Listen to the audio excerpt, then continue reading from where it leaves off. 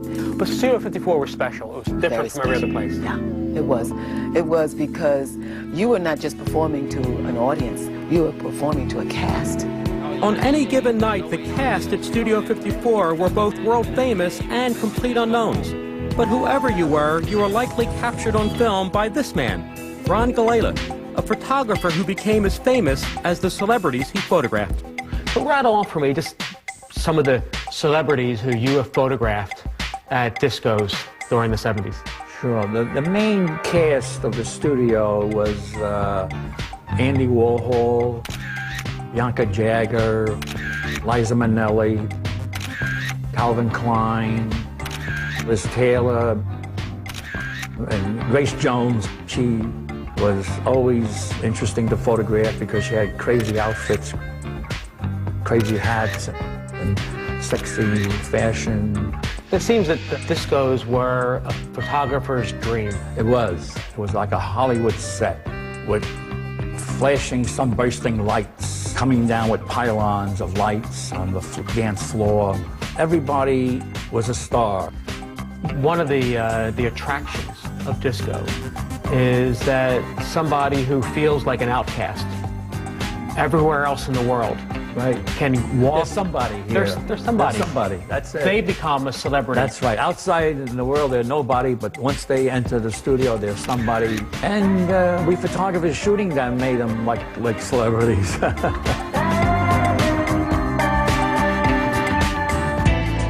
Of course, it always helped to be famous if you wanted to get through the doors of Studio 54. In the winter of 1977, musician and songwriter Nile Rodgers was anything but.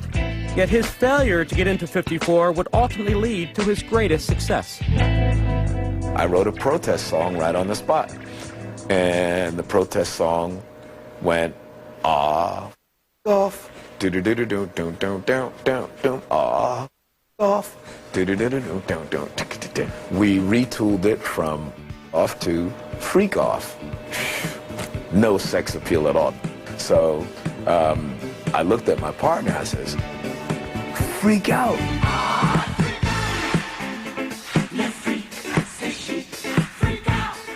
Even though we're pissed off at Studio 54, we're going to celebrate Studio 54 even though we've never been inside those hallowed halls. Le Freak by Chic became a #1 hit the following year in December 1978.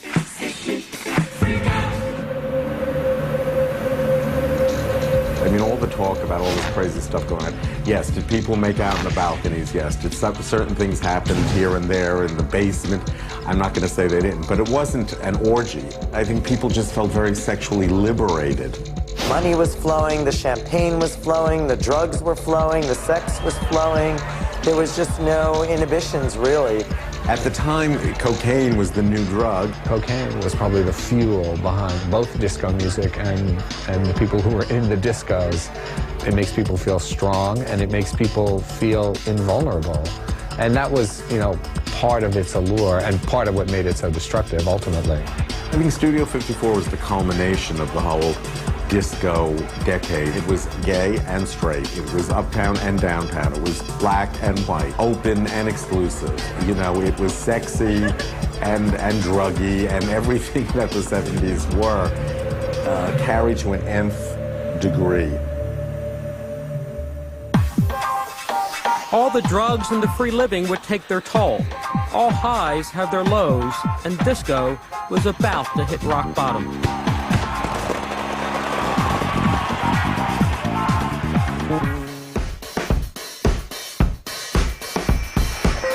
The music, the scene, and the dancing came to a peak with the film Saturday Night Fever, released in 1977.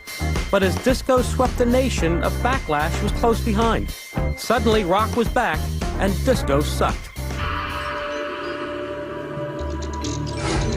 Disco had 3 incredible years in the national spotlight, and everyone was listening to it.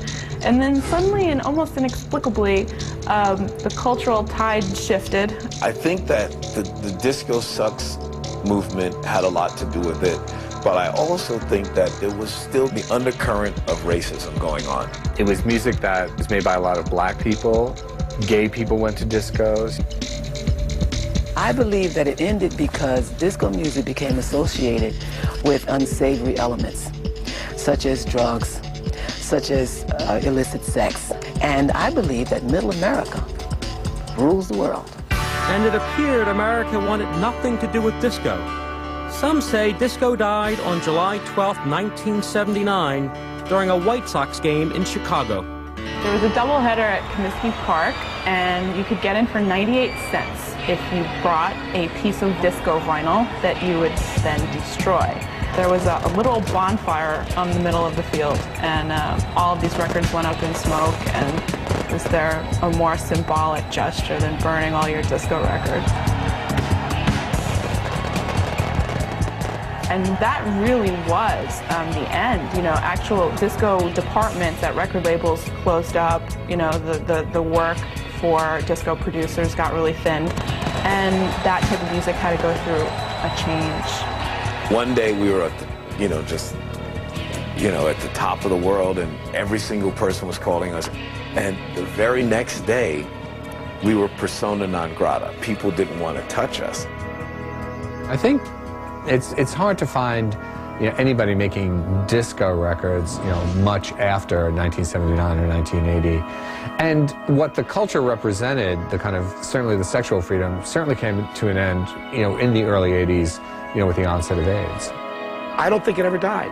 It became a little bit more electronic, a little bit more computerized, or whatever you want to call it, but still, it was the same music. It was the same music.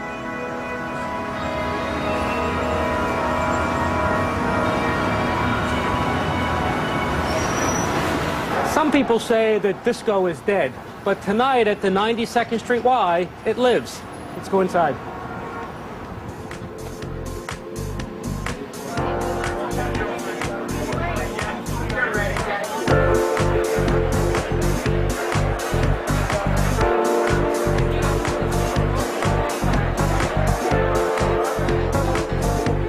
Britzy of Millennium Hustle hosts weekly disco parties for those who still love the nightlife.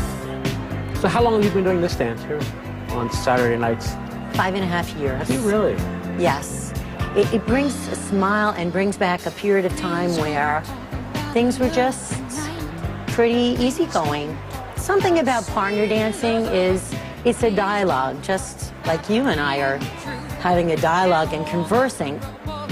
It was an exciting period of time, and it was exciting to be out dancing every night. I think we were addicted. It brings back memories for me of, great times in the 70s, and the music just takes you back. When I'm out there dancing, I feel like time hasn't gone by at all. I go out there on the dance floor, and it's in a different world.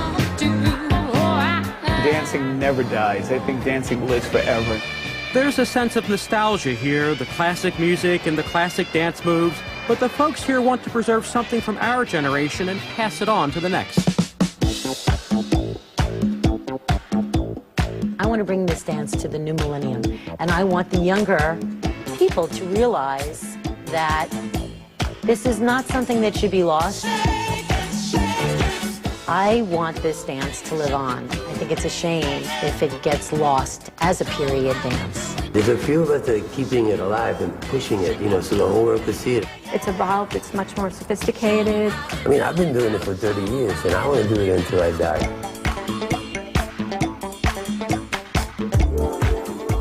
I seen somebody the other day actually with a shirt that said "Disco sucks." And in my mind, I'm on a train and I'm looking at him and I'm saying, boy, if he only knew where I was going, he would be pissed.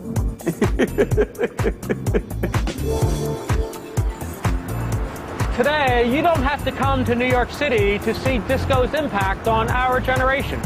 All you have to do is look around. Disco and the generation that created it have inspired a cultural revolution. It's forever blurred the line separating black and white, straight and gay, male and female. Disco broke down old barriers and it embodied new freedoms. So the next time someone tries to convince you that disco is dead, you just tell them, we're all living in a disco world. Thanks for watching. I'll see you next time.